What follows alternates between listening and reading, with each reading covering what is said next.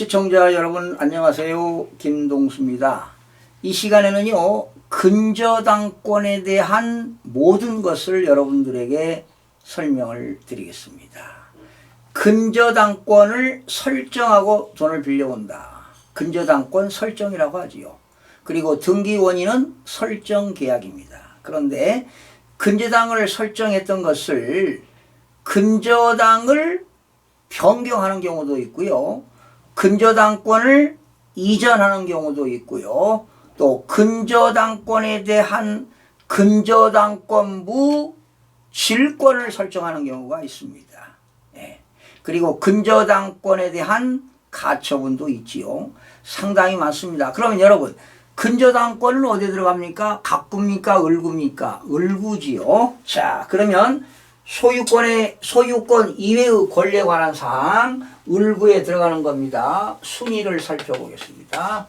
그리고 등기 목적, 접수, 등기 원인 뭐 여러 번 해가지고 여러분 박사가 되겠습니다. 자, 그리고 여기 끝에 권리자 및 기타 사항입니다. 그러면 좋아요. 뭐 순위번호 한 4번이라고 합시다. 4번. 자, 등기 목적은 은행에서 돈을 빌려왔다. 근저당권 설정이 되겠죠. 근저당권 설정. 그리고 이제 날짜, 접수는 뭐 몇 월 며칠, 또 접수번호가 들어가겠고요. 자, 등기 원인은 뭡니까? 은행, 금융기관에서 돈을 빌려왔다. 설정계약이죠. 설정계약. 그러면 권리자 및 기타 사항에는 여기는 돈 빌려온 채권 최고액이 있겠고요. 빌려온 사람 갚아야 될 채무자가 있겠죠. 그리고 근저당권자. 근저당권자는 은행이 됩니다. 금융기관입니다. 금융기관, 은행이 되겠습니다. 자, 그런데 이 근저당권 만약에 이런 경우도 있겠죠. 근저당권자가 꼭 금융기관이 아닌 개인일 수도 있어요. 그렇죠? 그냥 개인이라고 가정 한번 해봅시다. 개인. 이름을 써가지고 근저당권자가 김동수입니다. 제가 돈을 빌려주었습니다. 근저당권자는 채권자가 되겠죠? 그런데 근저당권 변경이라는 게 있습니다. 그러면 근저당권 변경은 부기등기 4-1번으로 들어갑니다. 자, 근저당권 변경은 채무자가 바뀌는 겁니다. 채무자가. 그러면 채무자는 여기 채무자를 갑이라고 그냥 해봅시다. 갑. 채무자가 갑이었습니다. 그런데 근저당권 변경이라고 하는 것은 채무자가 바뀌는 거라니까요. 그러면 채무자가 누구로 바뀌는 거냐? 을로 바뀌는 거예요. 을로. 그러니까 원래는 갑이 채무자입니다. 갑이 돈을 갚아야 되는데 갚아야 될 사람을 을로 변경시킨 겁니다. 이것이 근저당권 변경입니다. 그러니까 근저당권 변경은 채무자가 바뀌는 것이다. 그러면 갑이 갚아야 할 돈을 을이 갚는 것입니다. 그러면 이때 등기 원인은 뭐냐?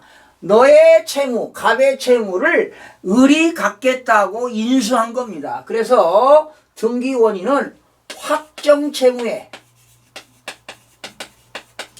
갑이 갚아야 할 채무가 있는데 갑이 갚지 않고 을이 갚겠다는 겁니다. 확정 채무의 면책적 인수입니다. 확정 채무의 면책적 인수.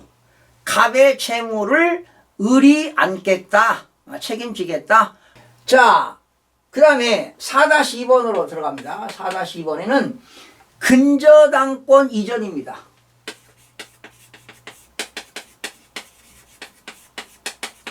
근저당권 이전이라는 것은 채권자가 바뀌는 겁니다. 채권자.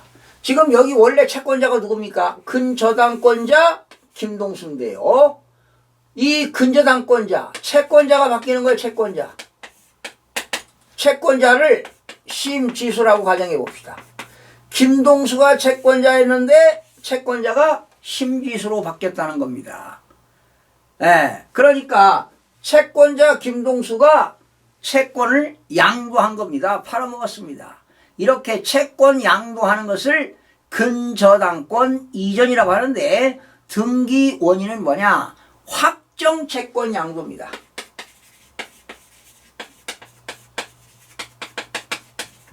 확정 채권 양도. 예. 지금 세 가지 배웠네요. 근저당권 설정, 근저당권 변경, 근저당권 이전. 근저당권 설정은 돈을 빌려온 거고, 근저당권 변경은 채무자가 바뀐 거고, 근저당권 이전은 채권자가 바뀐 것이다.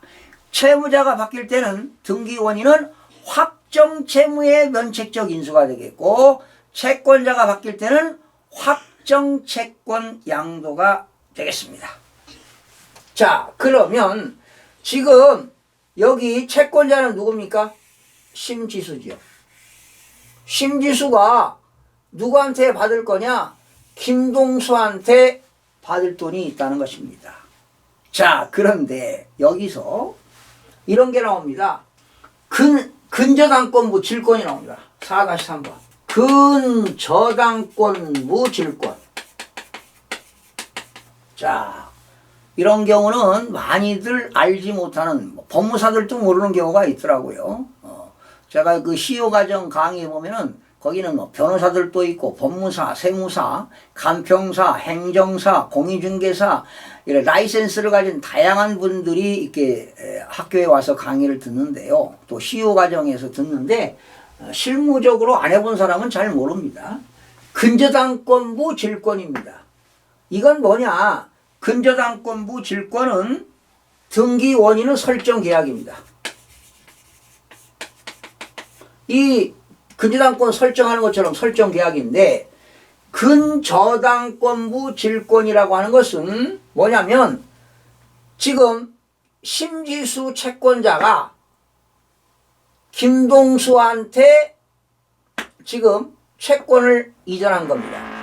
그러니까 지금 채권자는 심지수가 받을 돈이죠. 누구한테 받을 거냐? 채무자 갑한테 받을 겁니다. 지금 채권자가 양도된 것이 확정 채권 양도인데요. 이 심지수 채권자는 자기는 받을 돈이 있지만 또 제3자한테 갚을 돈이 있습니다. 그러니까 중간 입장에서 나는 받을 돈이 있지만 나는 또 제3자한테 갚을 돈이 있으니까 제3자가 채권자, 근저당권 가지고 있는 근저당권자인 채권자를 질로 잡는 겁니다. 이게 바로 근저당권부 질권인데요. 바로 이 채권자 심지수가 뭘로 탈바꿈 되느냐? 채무자 심지수로 바뀌는 거예요. 졸지의 채권자가 채무자로 바뀌고 제3자가 채권자가 되는 겁니다. 제3자 채권자. 제3자 채권자 뭐 병이 되겠네. 병. 제3자. 그러니까 채권자가 심지수인데 채권자에서 뭘로 탈바꿈 되느냐? 채무자로 탈바꿈 되면서 제3자가 심지수가 받을 채권을 질로 잡는 거예요. 질로. 이게 바로 질권입니다. 근저당권부 질권. 원래 여러분 질권이라는 두 글자는요. 민법에 나오는 용어인데 담보물권입니다. 그러면 이걸 생각하세요. 우리가 전당포에다가 귀금속을 맡기고 돈을 빌려오잖아요. 그럼 빌려올 때 원금하고 이자를 가져가야 원금을 가져가야만이 귀금속을 찾아오는데 빌려온 돈을 가져가지 않으면 그 전당포가 귀금속을 질로 잡고 있다. 그게 바로 질권입니다. 질권. 그래서 근저당권부 질권은 채권자가 채무자로 바뀌면서 제3자가 채권을 질로 잡는 겁니다. 그러니까 채권자가 뭘로 바뀌는 거예요? 채무자로 바뀌면서 제3자가 채권자가 근저당권을 질로 잡는 것이다. 이것이 바로 근저당권부 질권이라는 것입니다. 자, 이해가 안 가시는 분들을 위해서 다시 한번 설명합니다. 저는 제3자한테 받을 돈이 있는데요. 또 저는 제 3자한테 갚을 돈이 있어요. 그래서 내가 야 받아가지고 너한테 갚을게 이렇게 하니까 제 3자 채권자가 그래? 네가 받을 돈을 내가 질로 잡겠다. 네가 받을 돈을 근저당권 설정한 너를 내가 질권을 설정하겠다. 이게 바로 근저당권부 질권이 되겠습니다. 그러니까 지금 근저당권 설정, 근저당권 변경, 근저당권 이전, 근저당권부 질권, 근저당권 가처분 다 을구에 들어간다는 겁니다. 지난 시간에는 근저당권 가처분을 공부했죠. 이 시간에는 다시 한번 돈을 빌려왔다 근저당권 설정, 채무자가 바뀌었다 근저당권 변경, 채권자가 바뀌었다 근저당권 이전. 자, 누군가가 채권을 가지고 있는 그 채권을 내가 다시 그 채권자를 채무자로 바뀌면서 내가 채권자가 되는 겁니다. 질로 잡는 겁니다. 바로 근저당권부 질권이 되겠습니다. 다시 합니다. 돈 빌려왔다 근저당권 설정, 채무자가 바뀌었다 근저당권 변경, 채권자가 바뀌었다 근저당권 이전. 그리고 채권자를 질로 잡아서 채권자가 채무자로 바뀌면서 제3자가 채권자가 되는 겁니다. 바로 근저당권부 질권이 되겠습니다. 자, 오늘은 을구에 들어가는 근저당권 설정, 변경, 이전, 근저당권부 질권을 학습해 봤습니다. 여러분 고맙습니다.